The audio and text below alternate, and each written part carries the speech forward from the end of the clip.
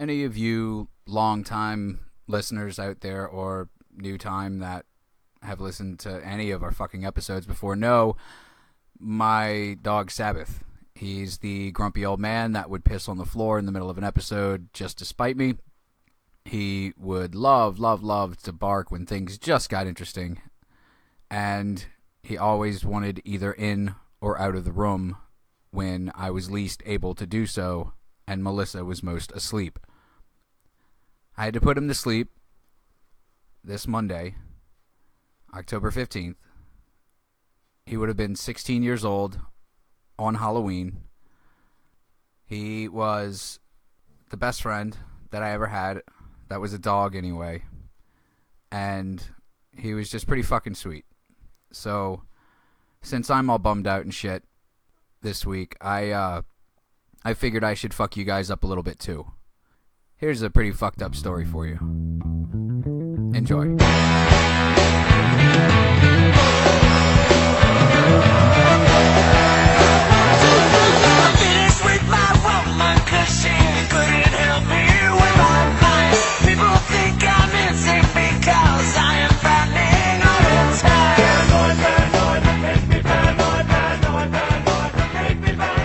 On May 27th, 1997, the head of June Hase, who was a special ed pupil at Tenohata Elementary School, was found in front of the school gate hours before pupils arrived for classes.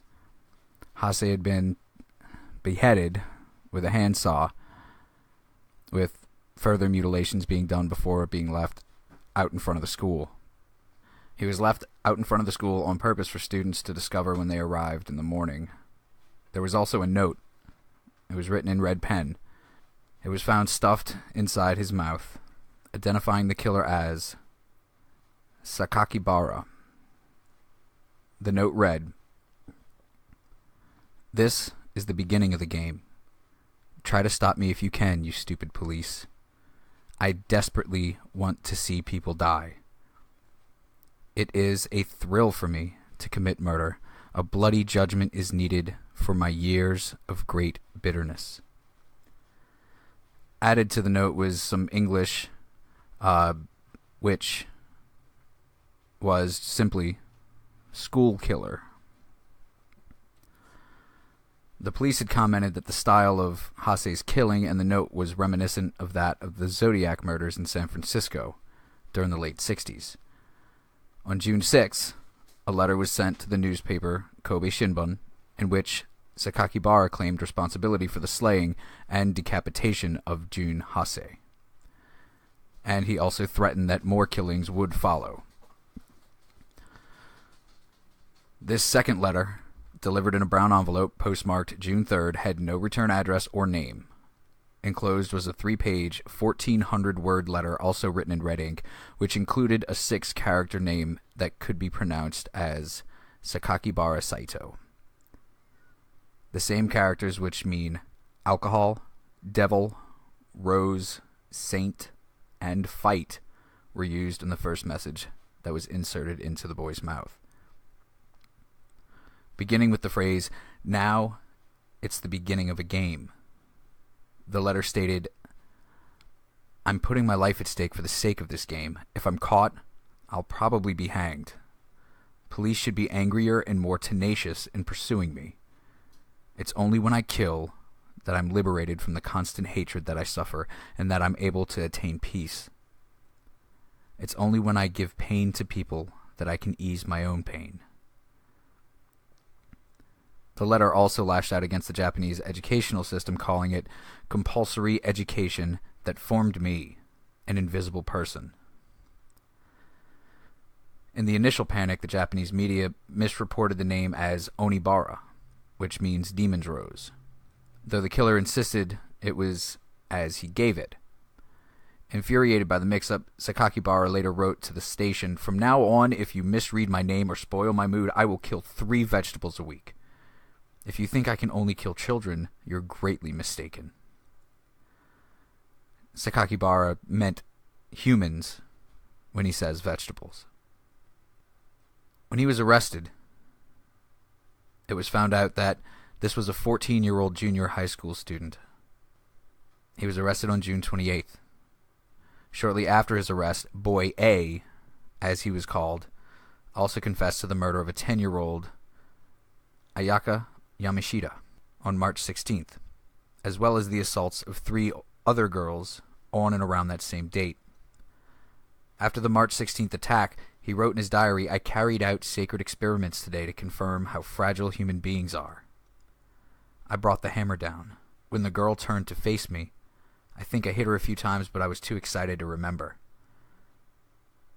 Then on the following week, on March 23rd, he added, "This morning my mom told me, poor girl, the girl attacked seems to have died. There's no sign of me being caught. I thank you. Bomoido Kishin. For this, please continue to protect me." He was arrested on June 28, 1997. And as a juvenile offender, he was prosecuted and convicted as Boy A.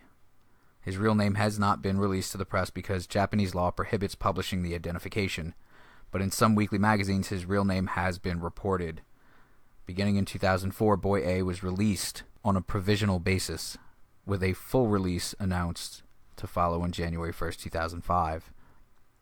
The murders and subsequent release of the perpetrator gained widespread attention from Japanese media and politicians. Due to the seriousness of the crimes and the fact that they had been committed by a minor, his name and new residence to this day remain a highly guarded secret. Yet his real name has been circulated on the internet since June 29, 1997.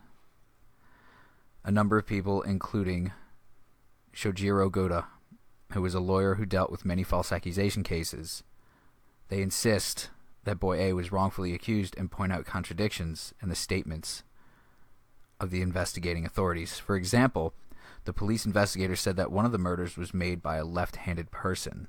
Boy A is right-handed.